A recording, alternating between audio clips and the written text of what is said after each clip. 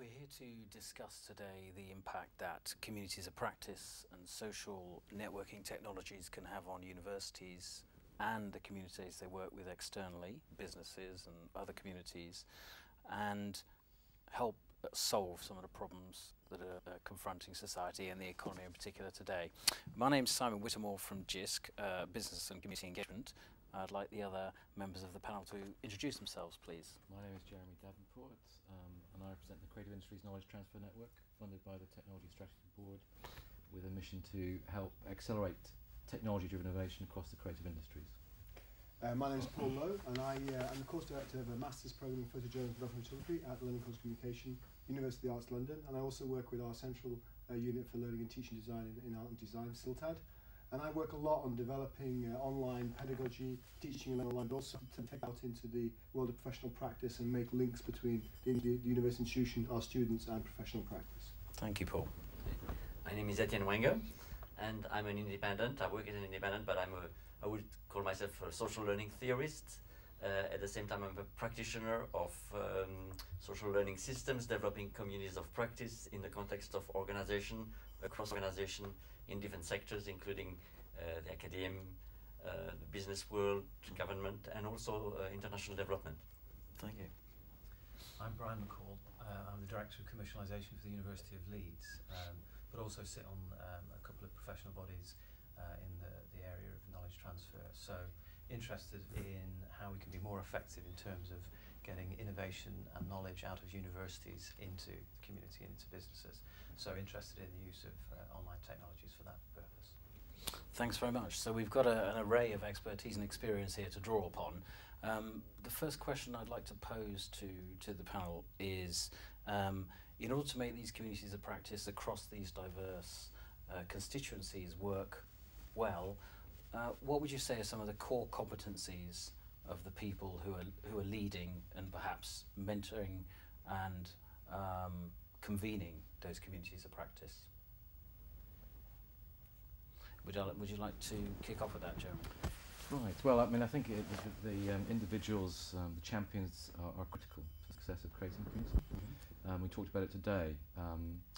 In a sense, they have to be quite special in terms of our community, because we're looking at innovation across industries and across different kinds of technologies. So in a sense, these people have to have a sense of where the opportunities lie on this changing landscape and be able to articulate it and translate it back to people who may not be convinced but who are curious. So in a sense, they have to have a demonstrated reputation that is recognised by the community, but also a vision and a foresight in terms of being able to see with our help as a facilitator where these opportunities can lie in the future. So translators and visionaries. Okay. I think they've got to be very agile. I think they've got to be able to have a vision of how you can take something that's been developed for one use and strategically move that into another area. Because I think, particularly with the economy now, funding is going to be very, very tight. We're not going to have pots of money to start things from scratch. I think what you're going to be able to do as a sort of boundary agent or as a broker is take something you've developed for one particular use that you've already paid for effectively. You've invested either in the infrastructure, the technology, or in the software, the kind of people skills, but find a way of repurposing that strategically for another use, so it's not costing you a huge amount to make that transition.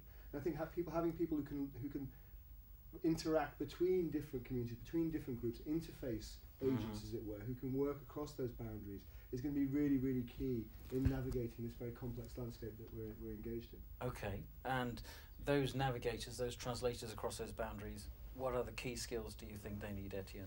Well, I think it's a mixture of skills and it's a mixture of personal experience. Because when you mention the legitimacy, for instance, they have to have legitimacy in different communities. You don't want, we have what we call the roll your eyes test. You don't want those people to come in a community and everybody rolls their eyes, what is this person doing here again? You see what I mean? So you have to have both social skills, technical skills, and a degree of personal engagement with the issues that are at stake. So there's a delicate balance between having a set of competencies and skills, but also being engaged with the issues enough that you have a personal stake in it, and that will inspire others to then join you. You also have to know when something like a community of practice should come into being when simply brokering across a boundary is the best thing to do, when a little project. So there are different ways of thinking about a boundary, and you have to have a repertoire of different ways of, or a visit. Sometimes just a visit into another community is the thing to do. So to have a repertoire of ways to approach a question like a boundary with different format, if you will, for creating new spaces for exchange and conversation. Okay, thank you. And Brian, just to follow up on that, so what are to work across that boundary, how do we involve those who are outside that boundary? We may have the competencies as drivers of and leaders of communities of practice, but how do we prevent those people outside who we want to bring in being lurkers, well, rather than... The first thing is don't worry about the lurkers. I think Etienne said that earlier, love Yeah. the lurkers. I mean, in terms of those skill sets required, I'd echo what Etienne has said. I think you need a deep domain expertise. I mean, it's not sufficient to have somebody who's a community butterfly flitting across various communities and hoping they'll pick something up and then bring that back to a community. If you don't have that deep domain expertise, it's quite hard in the sense to understand how you would apply new techniques or new processes that you would take from other communities. So I think quite important, my domain, you know, if I didn't understand tech transfer, I really wouldn't have a clue how social media or community practice theory or other social innovation theories would apply. So that's the key thing for me. I think it is a propensity, and I think we probably skirt around that a little bit. I think you need people who are a bit sort of socially inclined, and that perhaps comes some way to answering your specific question. You need people who are prepared to go out into communities that don't seem naturally adjacent to what they're doing, and have the guts to bring that back, but also the credibility to get people to listen to them in their existing community. Yeah. Yeah, and it's a matter of authenticity. It's about being authentic. Authority, It's about, I think it's very much the same. You have to be quite confident in your own practice area to be able to go into another practice area, see something useful in it, and bring it back again instead of kind of pollinating, you know, from one area to another one. I think that kind of T-shaped skill set, knowing quite a lot about a lot of things, so knowing a lot about one thing very deeply, but a little bit about lots of other things, allows you to kind of, you know, work on this. We talked a lot over these last couple of days about these orientations and axes, vertical, horizontal, and so on. I think understanding that kind of relationship is really, really important. And this is a rare person, though, who is able to facilitate across those boundaries, who has that deep domain knowledge, who has the technical knowledge to be able to use all these skills, who has experienced maybe both sides of that boundary. That's a rare person. It gets even more complicated, I'll add in, because particularly with our work, where we're working across 13 different industries with a number of different technology areas, what becomes apparent is that each of those industries, let alone the difference between universities and business world, have different dialects, different languages. So one of the other very important capabilities is that they can speak across these different dialects.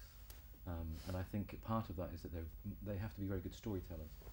And storytelling, I think, is one of the fundamental skills. That's a nice point. That is critical to the success of these people who take on this role as catalysts. So, catalysts, storytellers, any other way of characterising these people, Etienne? You might have some thoughts who are at the intersection of the academic practice and an external application of that practice and that knowledge. Right, and well, a characteristic that I talked about in the meeting today was this characteristic of being able to walk at 45-degree angle, to have a transversal role. And I think that's what storytelling is important between the vertical accountability systems that we have established and the more horizontal accountability systems that exist within communities and the boundaries across communities, where the accountability comes much more from negotiating what we need to do, as opposed to simply measuring or dictating.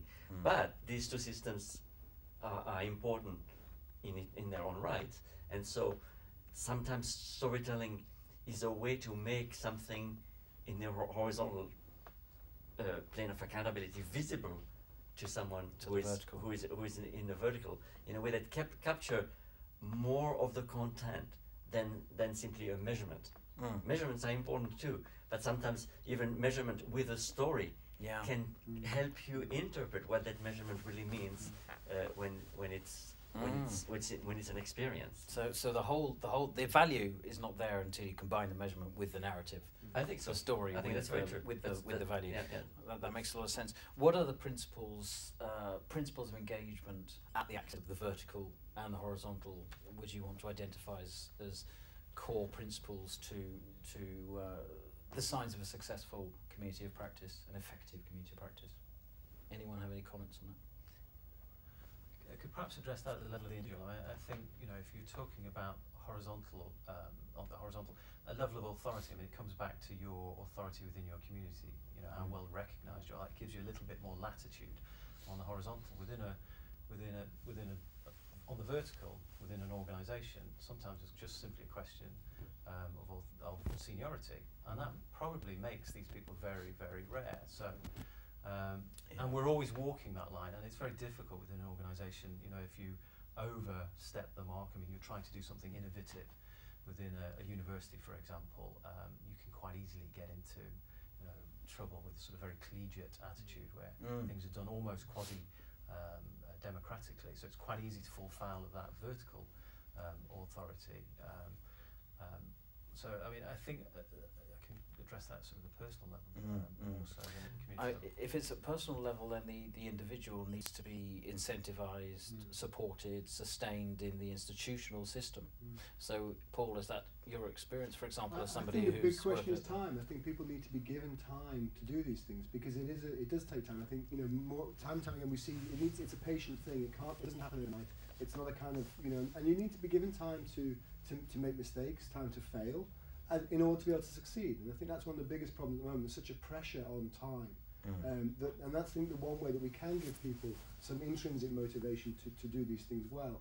Give them a bit of space, a bit of breathing space, to do the sorts of things, the sort of behind-the-scenes activities that nurturing and growing a good community needs. You know, you need to be able to go and sit down with people, either the real world or the virtual world, talk to them, listen to their stories, and then retell their stories back to, you know, other people in the organisation, to other stakeholders. And I think community practice, in that sense, are great spaces to distribute stories around an institution.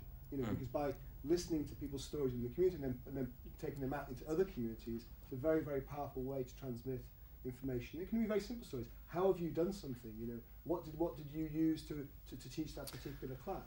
I mean, if I was a member of the senior management team of a very pressed institution who just had their research budget cut and was really struggling to service the students they already had, what other persuasive arguments could you give that VC that the work you're doing, which takes time in terms of developing communities of practice, should be supported and should be borne with? What are the fruits of success he might expect from that in terms of benefits to the economy, benefits to institutional collaboration further down the line? That's where you have to have that mix of storytelling that gives a sense of what is really happening, and then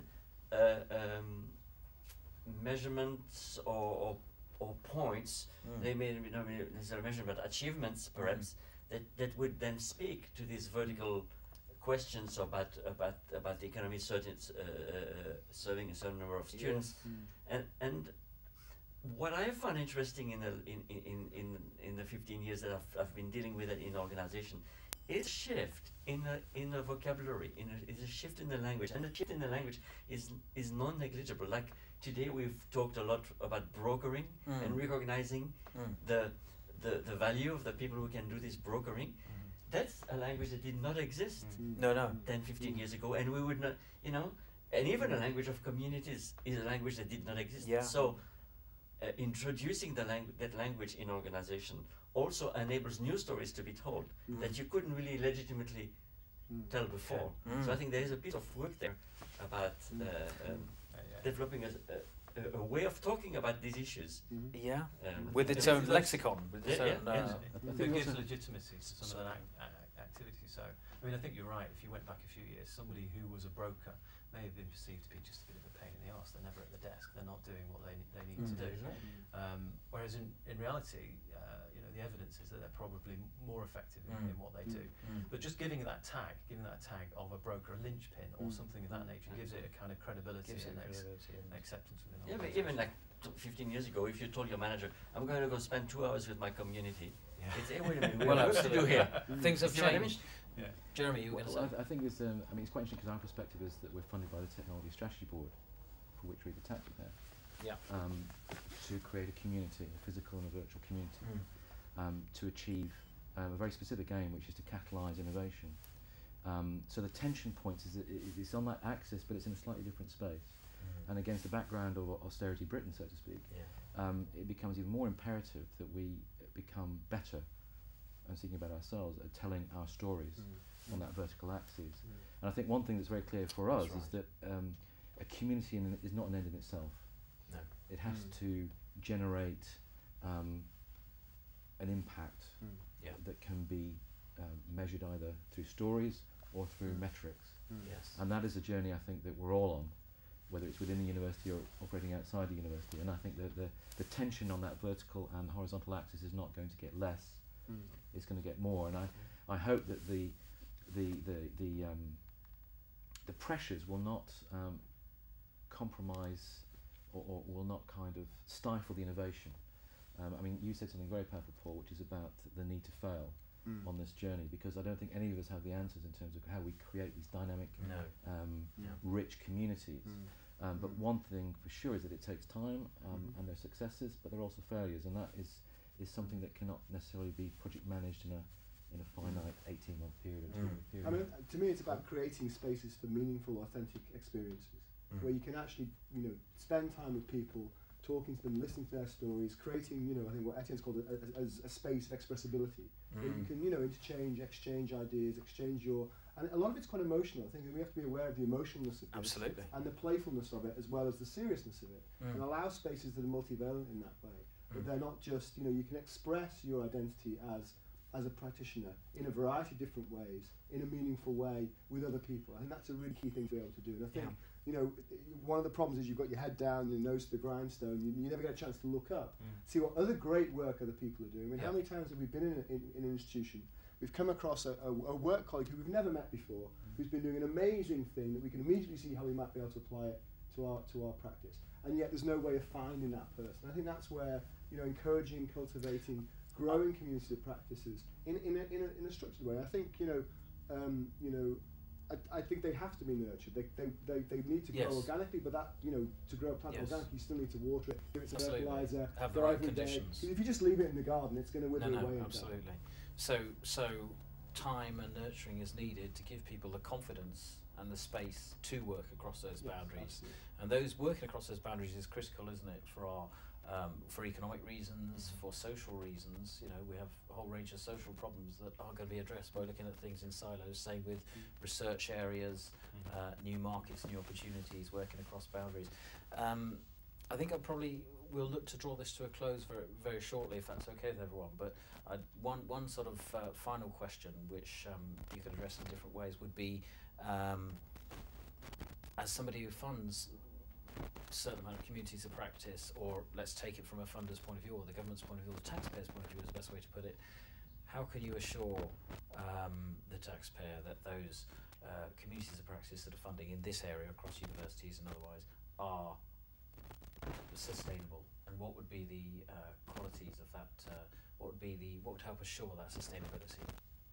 Sustainability for what? I mean, because a community of practice doesn't need to exist just to be sustainable. No. It has to respond to a need, and be viewed in a context where it does something. Absolutely. For the members and for the organizations that these members participate in. And often these things are public interventions. I mean, there is a conundrum in that sustainability. I mean, whether it's a virtual community of practice or whether it's a physical research centre or something of that nature. In a sense, if there's no need for public intervention, then it can probably be done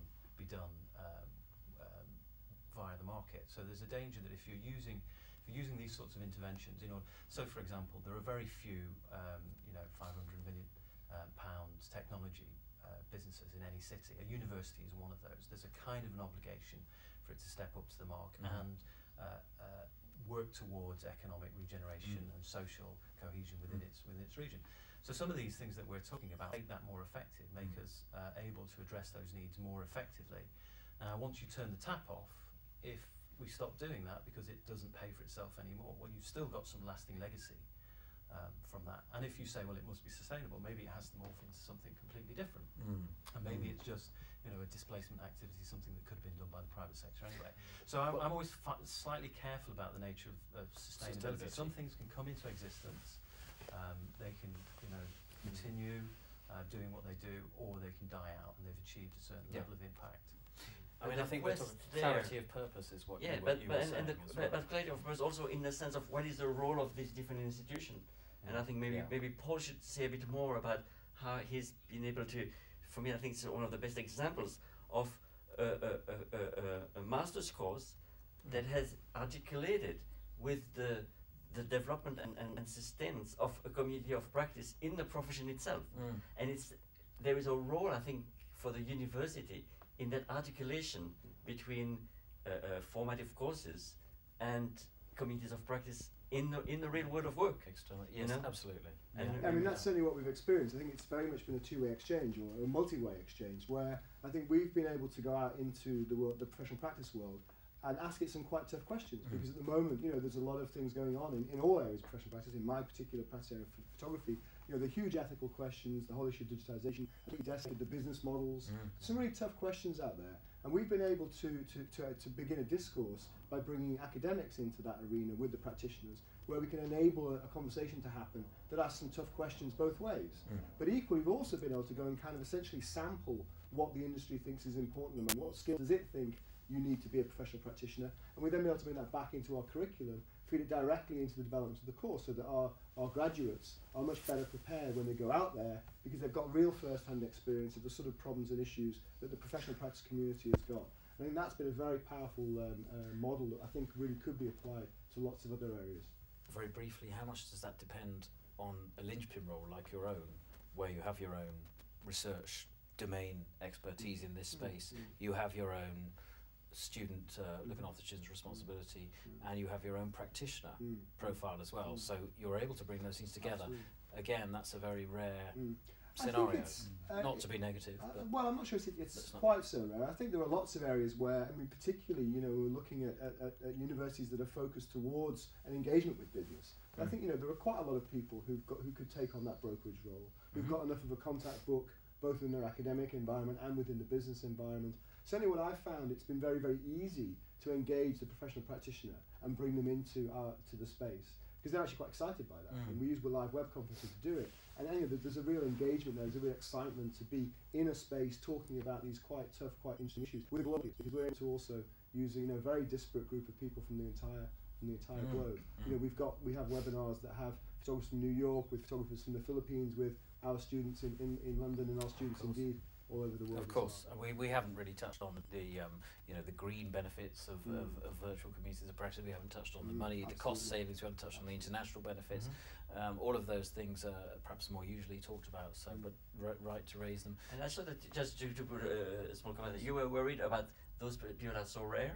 And it is true. Yeah. And then we need to find them. We need to know how to recognize, support them. But also sometimes the brokering does not need to be done by one person. It could be done by a pair of people working together. Yes. So I think we need to be inventive also in the way that we create the how we resource it. Yes. And making the institution slightly more permeable. I mean, I think if you leave that lasting footprint, that you've re-engineered things so that it's easier for business. There's sort of easier online ways of business getting access to university resource, and that can be a bit of a lasting legacy once you've gone. So it's not always. I think that's what I mean by sustainability. Right. Lasting impact for the investment. Investment in terms of time, effort, people, and money. But also, don't forget that, you know, I think one of the great lessons is that, you know, the investment can take quite a long time to come to roost, but it will do down in the future, because, you know, I think a lot of the things that we're talking about, the immediate investment doesn't see an immediate return. What the return you see is, you know, 5 years down when the student who's graduated, you know, goes into professional practice and produces huge economic benefits for society. Oh, absolutely. I mean, vice versa. So I think, you know, a lot of the things we have to take on board with community practice is you have to be patient, and it's not a quick fix. You know, it's not a kind of magic grow. The benefits are those sort of social capital benefits further down the line for everybody concerned in that exchange. And I think that's partly the role of HE, those long-term benefits, the kind of longitudinal story. And but when we engage with business, you know, timescales are shorter, pressures are tighter, benefits need to be visible earlier, Well, the I value think chain that's needs to an be interesting more. dynamic, you know, the kind of university dynamic, the academic dynamic, and the business dynamic, and now the fiscal dynamic.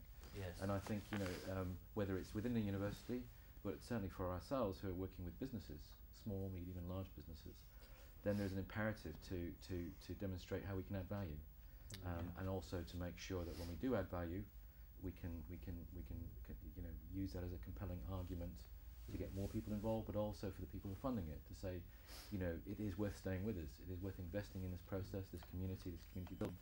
We are experimenting, but we can demonstrate that there is value added for our community. Absolutely. So I think we all have a responsibility to speak the language of the people who are funding us.